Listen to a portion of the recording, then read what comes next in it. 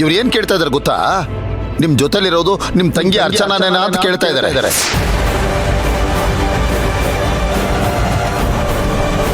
ಆದ್ರೆ ಇವ್ರ ದೃಷ್ಟಿಲಿ ಏನ್ ಗೊತ್ತಾ, ಅಲ್ಲಿರೋಳು ಅರ್ಚನಾ, ನಿನ್ ಶಾಂತಿ ಅಂತ ಆ ಥರ ಯೋಚನೆ ಮಾಡ್ಬೇಕಂತೆ. ಅಲ್ಲ, ಕೇಳಕ್ಕೂ ಹೇಳಕ್ಕೂ ಒಂದು ಮಿತಿ ಇಲ್ವಾ? ಅಲ್ಲಮ್ಮ, ಇಬ್ರು ಒಂದೇ ಥರ ಇರೋದ್ರಿಂದ ನೀವು ಆ ಥರನೂ ಯೋಚನೆ ಮಾಡ್ಬೋದಲ್ಲ ಅಂತ ನಂಗೆ ಕೇಳಿದ್ರೆ ಕೋಪ ಬರಲ್ವಾ? ಏ ಬುದ್ಧಿವಂತ, ಒಂದು ಕೆಲಸ ಮಾಡು, ನನ್ನ ತಂಗಿನೂ ಕರ್ಕೊಂಡೋಗಿ DNA ಟೆಸ್ಟ್ ಮಾಡಿಸ್ಬಿಡು. ನನ್ನ ಜೊತೆಲಿರೋಳು ನನ್ನ ತಂಗಿ ಹೌದು ಅಲ್ವ ಅಂತ ನನಗೆ ಗೊತ್ತಾಗಲ್ವಾ? ಮೂರನೇ ವ್ಯಕ್ತಿ ಯಾರು? ಈಗ ತಾನೇ ಮನೆ ಕಾಲಿಟ್ಟಿದ್ದಾನೆ, ಆಗ್ಲೇ ನನ್ನ ಮೇಲೆ ಅನುಮಾನ ಪಡ್ತಿದ್ದಾನೆ ಅಂದ್ರೆ ಅರ್ಥ ಆಗ್ತಿಲ್ವೇ? ಆದ್ರೆ ಅಣ್ಣ ಎಷ್ಟು ನಂಬ್ತಿದ್ದಾನೆ. ಇವ್ರ ನಂಬಿಕೆ ಮಧ್ಯೆ ನಾನು ಚಿಕ್ಕವಳಾಗ್ಬಿಟ್ನಲ್ಲ. ನಾನು ಸತ್ಯ ಹೇಳಬೇಕಿತ್ತು. ಸರ್, ನಿಮ್ಮ ಕೋಪ ನನಗೆ ಅರ್ಥ ಆಗುತ್ತೆ. ಪತ್ತೆದಾರಿ ಅನ್ನೋದು ಕೂಡ ಸೈನ್ಸ್ ಅಲ್ವಾ ಸರ್? ಸೈನ್ಸ್ಗೆ ಸಂದೇಹಗಳೇ ಜಾಸ್ತಿ ಸರ್. ಅನುಮಾನಗಳಿಂದ ಹುಟ್ಟೋ ಪ್ರಶ್ನೆಗಳಿಗೆ ಉತ್ತರ ಹುಡುಕ್ತಾ ಹೋದ್ರೆ ನಿಮಗೆ ಸಿಗ್ಬೇಕಾಗಿರೋದು ಸತ್ಯಾಂಶ ಅಲ್ವಾ ಸರ್? ಹೌದು, ನೀವು ಹೇಳೋದನ್ನ ನಾನು ಒಪ್ಕೋತೀನಿ, ಇಲ್ಲ ಅಂತ ಹೇಳ್ತಿಲ್ವಲ್ಲ. ಆದ್ರೆ ನಾನು ನಿಮಗೆ ಕೇಸ್ ಕೊಟ್ಟಂತ ಮುಖ್ಯ ಕಾರಣ ಏನು ಅಂತ ಹೇಳಿ.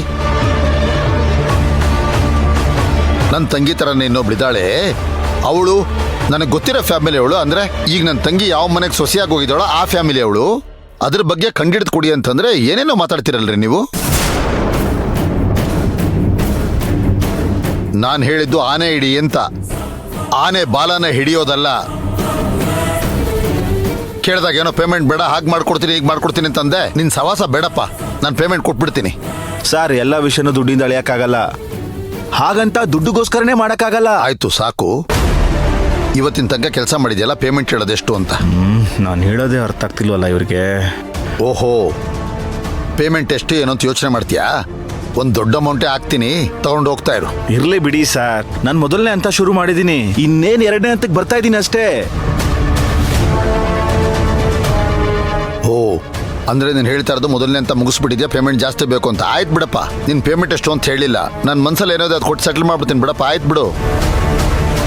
ಸರ್, ನಾನು ಹೇಳೋದೇ ನಿಮ್ಗೆ ಅರ್ಥ ಆಗ್ತಿಲ್ವಲ್ಲ ಸರ್? ನಾನು ಒಂದು ಚಿಕ್ಕ ಡೌಟ್ನ ಕ್ಲಿಯರ್ ಮಾಡ್ಕೊಳ್ಳೋಣ ಅಂತ ಇಲ್ಲಿಗೆ ಬಂದಿದ್ದೀನಿ ಅಷ್ಟೇ ಸರ್. ಆ ಪ್ರಶ್ನೆಗಳನ್ನ ನಾನು ಕೇಳಲ್ಲ ಅನ್ಕೊಂಡು ಮುಂದಕ್ಕೆ ಹೋಗೋಣ ಸರ್. ಇದನ್ನೆಲ್ಲ ಇಲ್ಲಿಗೆ ಬಿಟ್ಬಿಡಿ ಸರ್. ಬೇಡಪ್ಪ, ನಿನ್ನ ಸಹವಾಸನೇ ಬೇಡ. ನೀನು ನನಗೂ ನನ್ನ ತಂಗಿ ಮಧ್ಯೆ ಜಗಳ ತಂದು ಹಾಕ್ಬಿಡ್ತೀಯ. ಆಮೇಲೆ ನೀನು ಈ ಇನ್ವೆಸ್ಟಿಗೇಷನ್ ಮಾಡ್ತಾ ಇದೆಯಲ್ಲ, ಅದನ್ನ ನೋಡ್ತಾ ಇರೋ ದೃಷ್ಟಿನೇ ಸರಿ ಇಲ್ಲ. ಪೇಮೆಂಟ್ ಹಾಕಿದ್ದೀನಿ, ಹೊರಟ್ಬಿಡು. ಹೊರಡಪ್ಪ, ಹೊರಡು. ಡಿಟೆಕ್ಟಿವ್ ಯೋಚನೆ ಮಾಡ್ತಿರೋ ಪಾಯಿಂಟು ಕರೆಕ್ಟಾಗಿ ಇದೆಯಲ್ಲ. ಆದ್ರೆ ಕಣ್ಣು ಮುಚ್ಕೊಂಡು ಅಣ್ಣ ನನ್ನ ನಂಬ್ತಿದ್ದಾನೆ. ಇವನ ಹತ್ರ ಈಗೇನಾದ್ರೂ ಸತ್ಯ ಹೇಳಿದ್ರೆ ಅನಾಹುತ ಆಗೋಗುತ್ತೆ. ಅಣ್ಣನ ಹೆಲ್ತ್ ಕಂಡೀಷನ್ ಬೇರೆ ಸರಿ ಇಲ್ಲ ಅಂತದ್ರಲ್ಲಿ ನಾನು ಹೇಳಿದ್ರೆ ಸರಿ ಇರಲ್ಲ ಅನ್ಸುತ್ತೆ. ಕಂದಮ್ಮ, ನೀನ್ ಯಾಕೋ ಕಂದ ಡಲ್ಲಾಗಿ ನಿಂತ್ಬಿಟ್ಟೆ? ಅವನೇನೋ ಮಾತಾಡ್ತಾನೆ ಕಣಮ್ಮ, ಅದನ್ನ ಮನ್ಸಿಗೆ ಹಚ್ಕೋಬೇಡ. ಅವ್ನು ಹೊರಟೋದ, ಅವ್ನು ಕಳಿಸ್ಬಿಟ್ಟೆ. ಇಷ್ಟು ಹಿಮಾಲಯದಷ್ಟು ನಂಬಿಕೆ ಇಟ್ಕೊಂಡಿದ್ಯಲ್ಲ ಅಣ್ಣ ನೀನ್ ನನ್ನ ಮೇಲೆ. ನಾನು ಮಾಡ್ತಿರೋದು ಸರಿನಾ ತಪ್ಪ ನನಗೆ ಗೊತ್ತಾಗ್ತಿಲ್ಲ. ಏ ಅಮ್ಮ, ನೀನ್ ಯಾಕೋ ಕಣ್ ತುಂಬ್ಕೋತೀಯಾ? ಇವನಲ್ಲಮ್ಮ, ಸೃಷ್ಟಿ ಮಾಡಿರೋ ಆ ದೇವರೇ ಹಿಡಿದು ಬಂದು ನೀನ್ ನನ್ನ ತಂಗಿ ಅಲ್ಲ ಅಂತಂದ್ರೆ ಆ ದೇವರು ಬಿಡವನಲ್ಲ ನಾನು. ಹೌದು ಅಚ್ಚು, ಯಾರೋ ರಸ್ತೆಲಿ ಹೋಗೋನು ಏನೋ ಹೇಳ್ಬಿಡ್ತಾನೆ ಅಂದ್ರೆ ನಮ್ಮ ಸಂಬಂಧಗಳು ಇಲ್ಲ ಅಂತ ಆಗ್ಬಿಡುತ್ತಾ? ನಮಗ್ ಗೊತ್ತಾಗಲ್ವೇನಮ್ಮ, ನಮ್ಮ ಹೃದಯ ಕೂಗಿ ಹೇಳ್ತಾ ಇದೆ ಸತ್ಯ ಏನು ಅಂತ. ನೀನ್ ಯಾಕಮ್ಮ ಕಣ್ ತುಂಬ್ಕೋತೀಯ?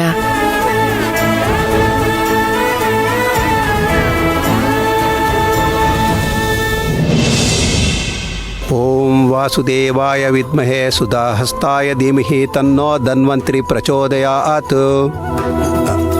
ಅಲ್ಲ, ಆ ಹುಡುಗ ಅವತ್ತು ಕೊಟ್ಟಿದ್ದ ಫೋನ್ ನಂಬರ್ನ ಎಲ್ಲೋ ಒಂದು ಕಡೆ ಬರೆದಿಟ್ಟಿದ್ನಲ್ಲ, ಎಲ್ಲಿರ್ಬೋದು?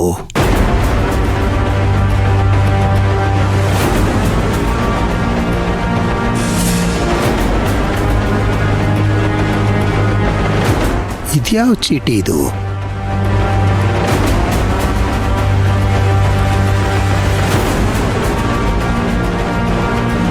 ಇದು ಅವತ್ತು ಆ ಹುಡುಗಿನ ನನ್ನ ಹತ್ರ ಚಿಕಿತ್ಸೆ ಕರ್ಕೊಂಬಂದು ಸೇರಿಸಿದ್ನಲ್ಲ, ಆ ಹುಡ್ಗನ ನಂಬರ್ ಅಲ್ವಾ? ಓಹೋ, ಇಲ್ಲಿಟ್ಬಿಟ್ಟು ಹೋಗ್ಬಿಟ್ಟಿದ್ದಾನೆ. ಆ ಆ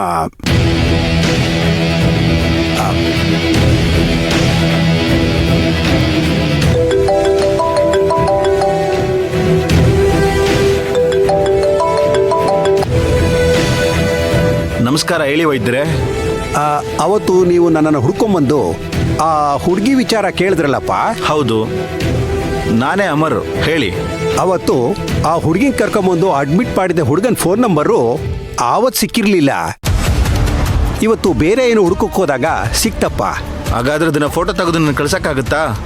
ಇಲ್ಲಪ್ಪ, ನನಗೆ ಅದೆಲ್ಲ ಬರೋದಿಲ್ಲ. ಸರಿ, ಹಾಗೆ ನಂಬರ್ ಹೇಳಿ, ನಾನು ಫೀಡ್ ಮಾಡ್ಕೋತೀನಿ.